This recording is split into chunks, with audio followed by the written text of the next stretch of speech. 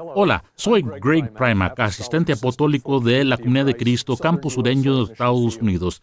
En esta sección consideramos la naturaleza, interpretación y aplicación de las Escrituras. ¿Qué son las Escrituras? Las Escrituras están formadas por un texto, palabras escritas en papel, electrónicamente o en otro formato. Estas palabras, a su vez, son leídas, interpretadas y entendidas en algún modo por el lector. Pero hay más en las Escrituras que un texto.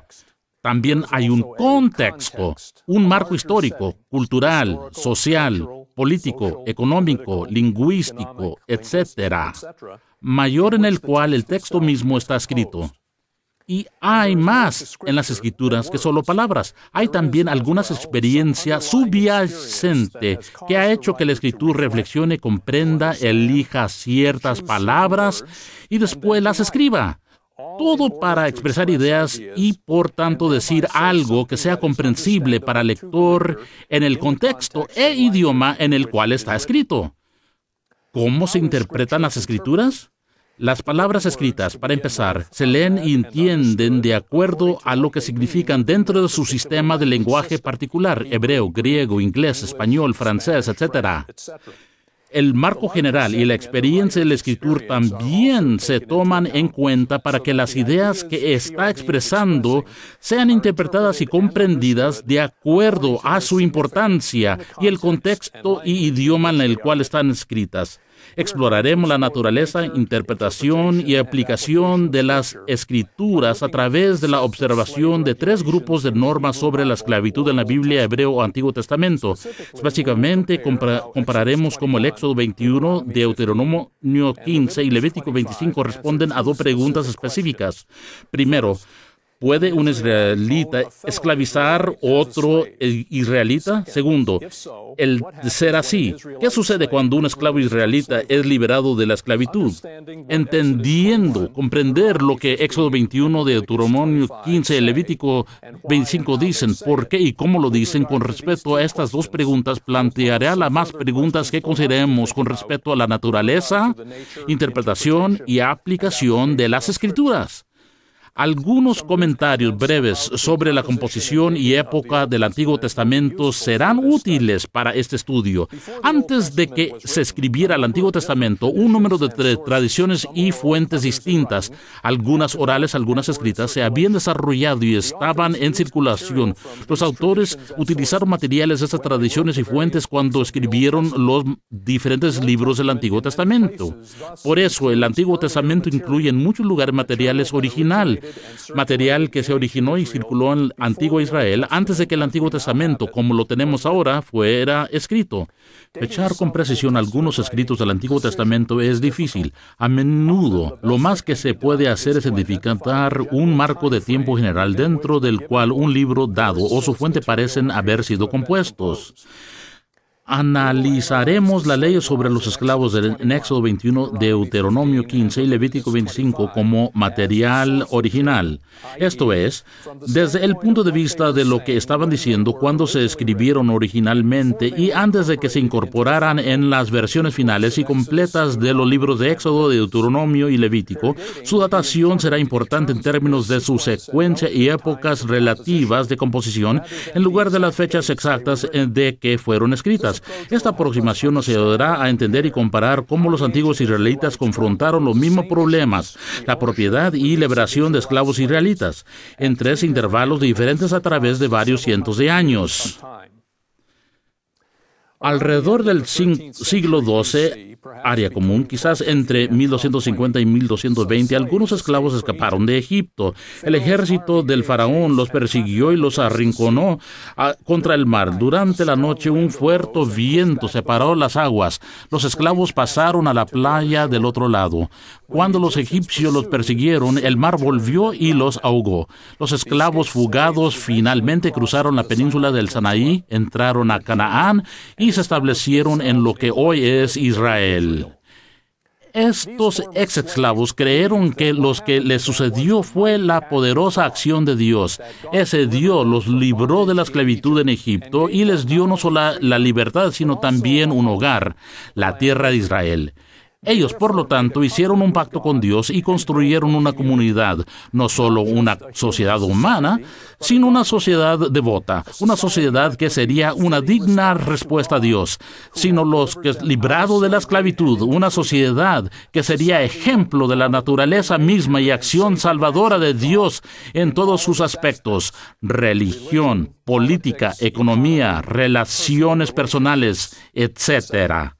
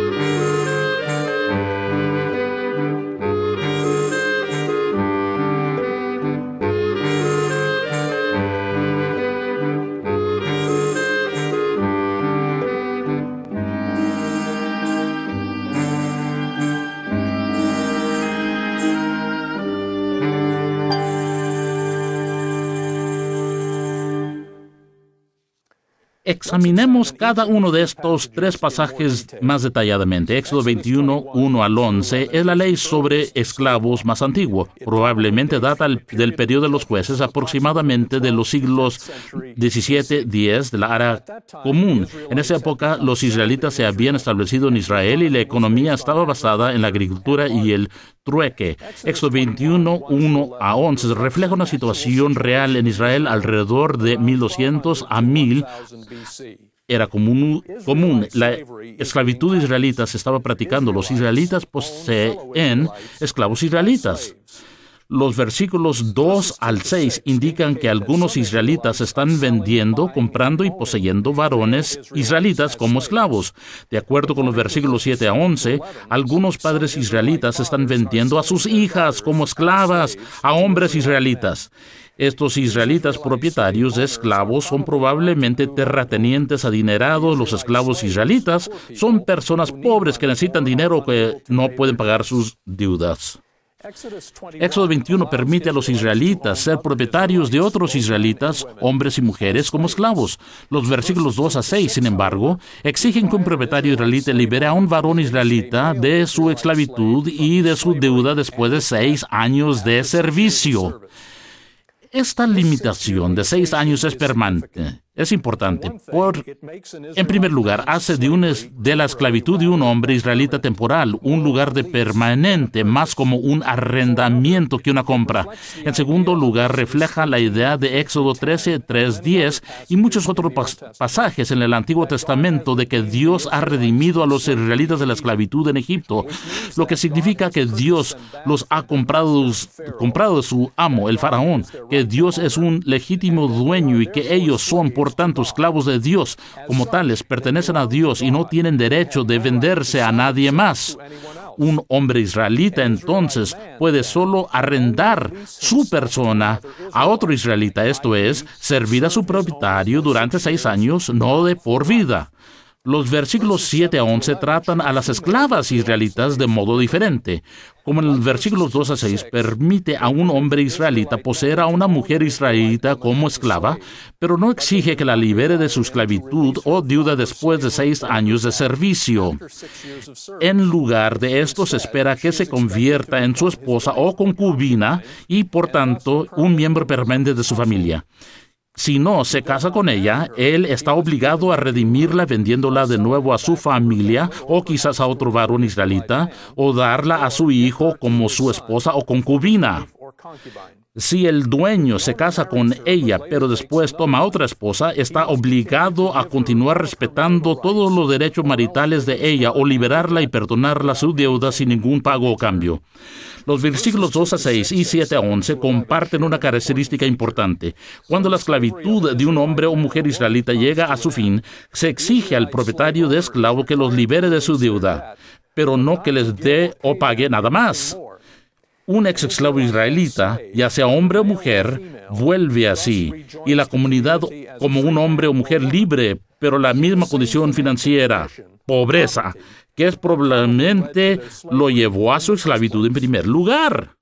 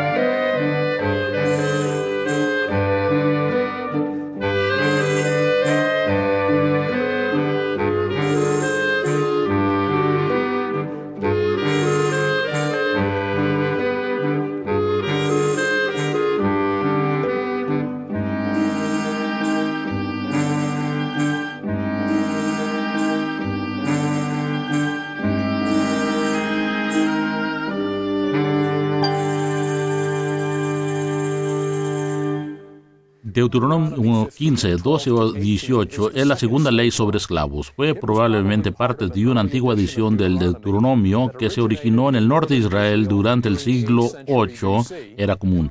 Copia más tarde fue descubierta en el Templo de Jerusalén en 621 y llevó o aceleró las reformas religiosas, social, política del rey Josías. Este fue un periodo de agitación religioso y social. Los israelitas estaban adorando a dioses extranjeros. Los reinos de Israel en el norte y Judá en el sur eran independientes y prósperos. La economía había dejado de ser agrícola y basada en el trueque, pero ser de naturaleza monetaria. Sin embargo, un importante problema en aumento era que algunos habían adquirido medios económicos y se habían vuelto pudientes, mientras que otros se habían empobrecido. La gente más rica estaba prestando su dinero con intereses a gente más pobre que a menudo no podían pagar sus préstamos y como consecuencia se habían forzado a vender sus tierras ancestrales y a veces incluso a sí mismos a sus acreedores. Los profetas israelitas como Amós, Oseas e Isaías condenaron esas prácticas y en cambio llamaron a una renovación y observación del antiguo pacto mosaico entre Dios e Israel para fortalecer las estructuras sociales tradicionales que protegían al pobre. Deuteronomio 15, 12 al 18 refleja una segunda situación real en Israel. Durante el siglo VIII de la Era Común, o aproximadamente 300 o 400 años después de la situación abordada en Éxodo 21, la esclavitud todavía se practica. Los israelitas continúan teniendo compatriotas israelitas, hombres y mujeres, como esclavos. Los versículos 21, 12 y 17b a 8 indican que algunos hombres y mujeres israelitas están siendo vendidos a otros israelitas como esclavos. Similar a la situación en Éxodo 21, estos israelitas propietarios de esclavos son probablemente ricos terratenientes. Los esclavos israelitas son pobres, con necesidad de dinero o incapaces de pagar sus deudas. Deuteronomio 15 también permite a los israelitas tener esclavos israelitas, tanto hombres como mujeres, como en Éxodo 21. El versículo 12 exige a un israelita propietario de esclavos que libere a un esclavo israelita varón de esclavitud y viuda después de 6 años de servicio. A diferencia de Éxodo 21, sin embargo, el versículo 12 exige a un israelita propietario de esclavos que haga lo mismo con las esclavas israelitas. Deuteronomio 15 suprime así la diferencia entre hombres y mujeres de Éxodo 21 y trata a los esclavos israelitas, hombres y mujeres, de manera similar.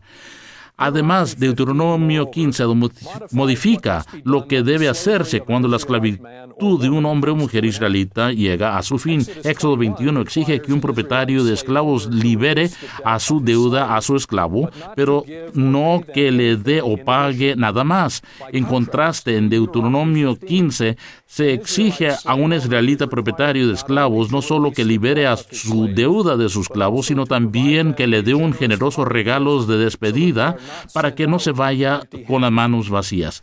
Entonces, un esclavo israelita no es dejado en la pobreza tras unirse a la comunidad, sino que más bien se le da un nuevo comienzo, tanto la oportunidad como los medios para restablecerse en la sociedad. El versículo 15 cita el Éxodo. Recuerda que fuiste esclavo en Egipto y que el Señor tu Dios te dio libertad. Por eso te doy ahora esta orden. Esta referencia es importante. En primer lugar, les dice a los israelitas propietarios de esclavos que recuerden lo que sucedió a los israelitas cuando eran esclavos en Egipto, que piensen en ellos y respondan tratando a los esclavos israelitas humanamente. En líneas más generales, sin embargo, llama a toda entera la comunidad a recordar, comprender y de hecho hacer un número de cosas. Primero, los israelitas antes habían sido esclavos en Egipto. En aquella ocasión no se diferenciaban en riqueza, privilegios, estatutos, etc.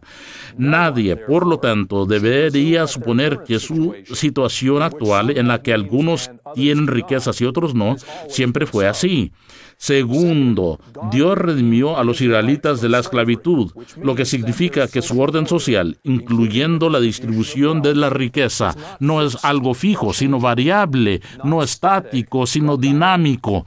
Tercero, los ricos han recibido su recompensa de Dios como una bendición. Es, por lo tanto, un regalo que ha de ser compartido para el bien de la comunidad, no una posesión que se utilice para los propios intereses. Cuarto, los israelitas, especialmente los propietarios de esclavos, deben actuar como Dios, no como el faraón, al tratar a otros. Quinto, la comunidad israelita deberá reflejar la visión religiosa y social del Éxodo, en particular eliminando las cargas excesivas de las deudas que ponen a la gente en una condición de pobreza permanente y que obliga a algunas de ellas a la esclavitud.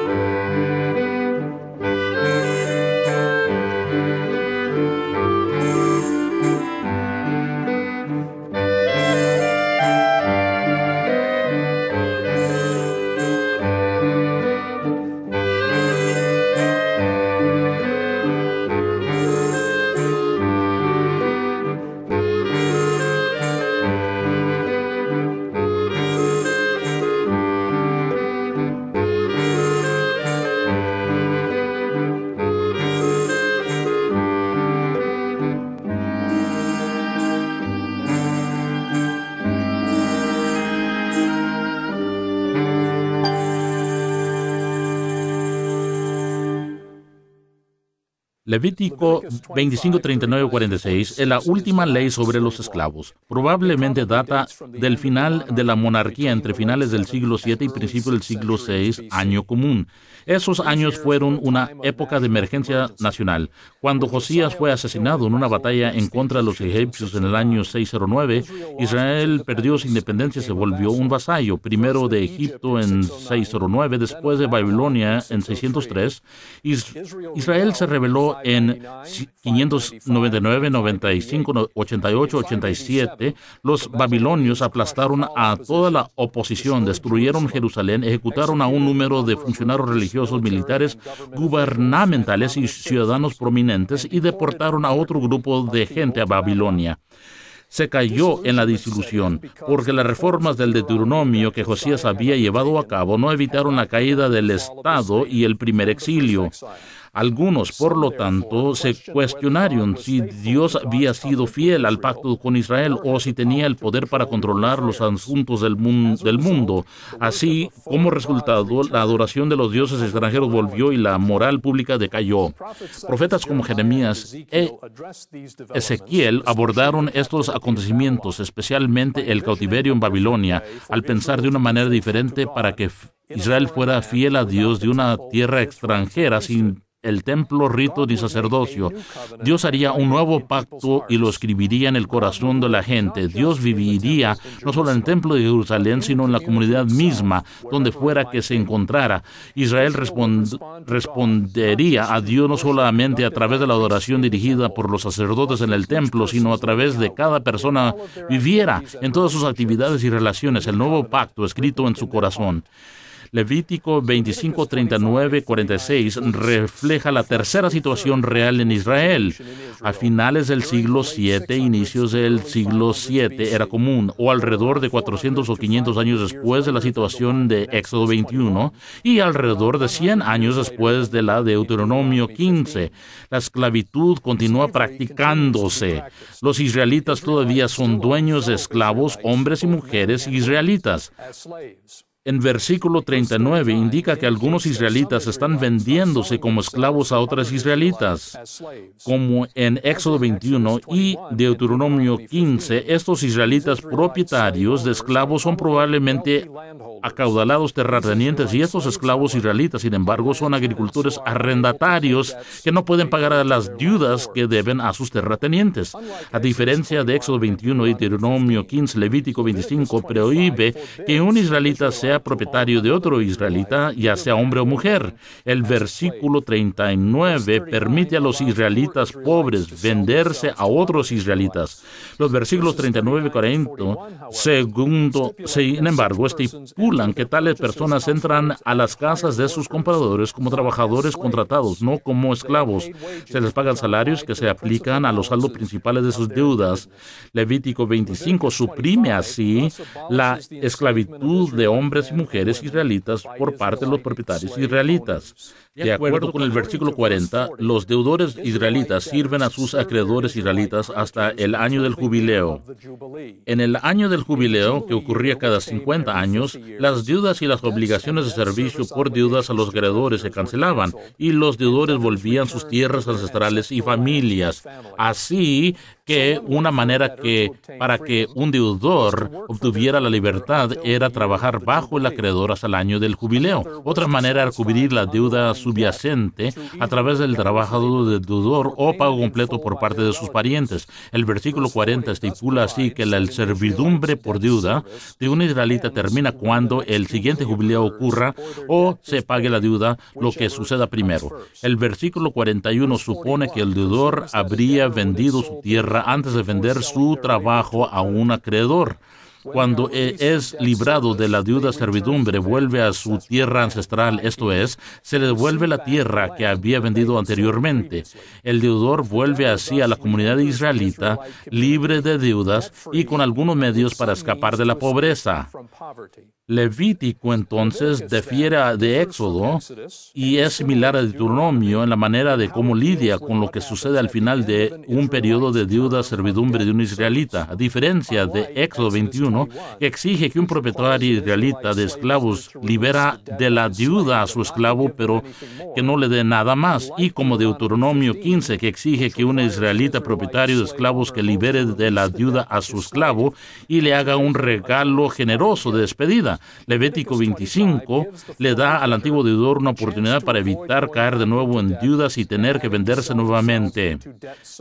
La motivación de este trato a los deudores se da en el versículo 42. Es el éxodo. Todos los israelitas son mis siervos. Yo los saqué de Egipto, así que no serán vendidos como esclavos. Los israelitas fueron una vez esclavos de Egipto. Dios los redimió, haciéndolos esclavos de Dios y nadie más. Ningún israelita, ni siquiera uno pobre, puede por lo tanto venderse a sí mismo o ser vendido por nadie como esclavo. Además, los israelitas tienen que adorar a servir a Dios, no solo en el templo y a través de ritos del templo, sino también en su comunidad y a través de la equidad y justicia de su orden social, relaciones e interacciones. Deberá tomarse en cuenta un último punto de comparación. Éxodo 21 permite la esclavitud de un hombre o mujer israelita con ciertos límites y no mejora en lo fundamental su posición financiera cuando vuelva a la libertad. Deuteronomio 15 también permite a un hombre o mujer israelita ser esclavizada, pero les da los medios para volverse financieramente independientes y permanecer lejos de las deudas y esclavitudes, pueden ser liberados. Su objetivo, por tanto, no es acabar con la esclavitud, sino hacerla más humana. Levítico 25, en contraste, suprime la esclavitud por completo y estipula protecciones financieras post-deuda para los ex-deudores, similares a aquellas de Deuteronomio 15. Vamos a resumir y comparemos las tres escrituras en lo correspondiente a las dos preguntas acerca de la esclavitud israelita que plantamos al inicio. Éxodo 21 data alrededor de 1200 a 1000 año común, Deuteronomio 15 del siglo VIII y Levítico 25 de finales del siglo VII a principios del siglo VI.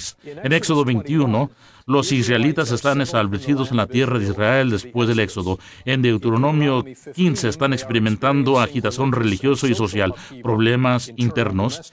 En Levítico 25 están enfrentando una emergencia nacional, amenazas del exterior. Éxodo 21 dice que un israelita puede ser propietario de otro israelita como su esclavo, pero solo durante 6 años en el caso de un varón o mientras sea miembro de la casa del propietario en el caso de una mujer. Deuteronomio 15 dice que un israelita puede ser propietario de otro israelita como esclavo, pero solo durante 6 años, tanto en el caso de un hombre como en el caso de una mujer. Levítico 25 dice que un israelita no puede ser dueño de otro israelita, ni hombre ni mujer, como esclavo. Cuando un esclavo israelita es liberado de la esclavitud, Éxodo 21 exige que el propietario lo libere de su deuda, pero que no le dé o pague nada más. Deuteronomio 15 exige que el propietario lo libere de su deuda y que le dé un generoso regalo de despedida. Levítico 25 exige que el acreedor, no el propietario, libere al deudor, no el esclavo, de su deuda y que lo devuelva a su tierra ancestral. En Éxodo 21, Deuteronomio 15, Levítico 25, el fundamento para la ley de los esclavos es el Éxodo. Éxodo 21 permite la esclavitud de un israelita con límites. Deuteronomio 15 permite la esclavitud de un israelita con límites, pero lo hace más humana. Levítico 25 suprime la esclavitud de un israelita. Este resumen y comparación muestra que la esclavitud de hombres y mujeres israelitas fue tratada de manera diferente en 3 puntos separados a lo largo de 4 o 5 siglos. ¿Qué estaban haciendo los israelitas? ¿Por qué? ¿Y cómo lo estaban haciendo? En Éxodo 21, Deuteronomio 15 y Levítico 25, Israel estaba interpretando su pacto con Dios en el contexto de sus cambiantes circunstancias históricas, adaptando su vida juntos a la luz de sus conclusiones y de este modo luchando para cumplir el pacto y ser fieles a Dios bajo todas las condiciones en cada faceta de su comunidad. Con respecto a los esclavos israelitas, en particular, los israelitas recordaban, Dios nos redimió de la esclavitud de Egipto. Ellos reflexionaron y llegaron a entender que al librarlos de esclavitud en Egipto, Dios había sido compasivo hacia ellos. Ellos preguntaron, ¿cómo deberíamos tratar a nuestros prójimos esclavos, los israelitas más pobres, los miembros más marginados de nuestra comunidad? ¿Cómo podemos ser compasivos hacia ellos, al igual que Dios ha sido compasivo con nosotros? ¿Cómo podemos redimirlos así como Dios nos ha redimido? En Éxodo respondieron, poniendo límites a la esclavitud de hombres y mujeres israelitas. En Deuteronomio respondieron, poniendo límites a la esclavitud de hombres y mujeres israelitas y haciendo las condiciones de su esclavitud más humanas. En Levítico respondieron, no esclavizando a ningún israelita. El recordar, reflexionar, comprender, preguntar y responder acerca de la esclavitud de israelita duró más de 400 o 500 años aproximadamente. Produjo 3 respuestas diferentes y, sin embargo, similares en 3 momentos diferentes. Estas respuestas son diferentes en que presentan diferentes normas para la esclavitud de israelitas. Por ejemplo, pregunta sobre si un israelita podía poseer un esclavo israelita. Éxodo 15 dijo sí, y esclavos israelitas, hombres y mujeres, pueden ser tratados de manera distinta. Deuteronomio 21 dijo sí, pero los hombres y las mujeres tienen que ser tratadas de la misma manera. Levítico 25 dijo no. Por otro lado, estas respuestas son similares en varias maneras. Primero, resultaron del mismo proceso de recordar, reflexionar, comprender, preguntar y responder. Segundo, se basaron en los mismos criterios.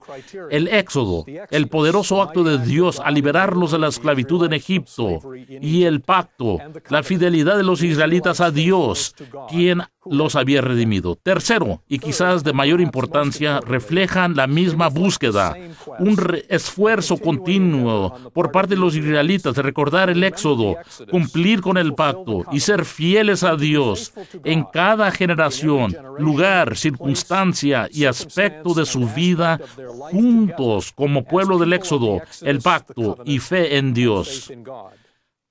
A la luz de este estudio de las leyes sobre el esclavo de Éxodo 21, Deuteronomio 15, Levítico 25, se le invita ahora a considerar algunas preguntas relacionadas con la naturaleza, interpretación y aplicación de las Escrituras.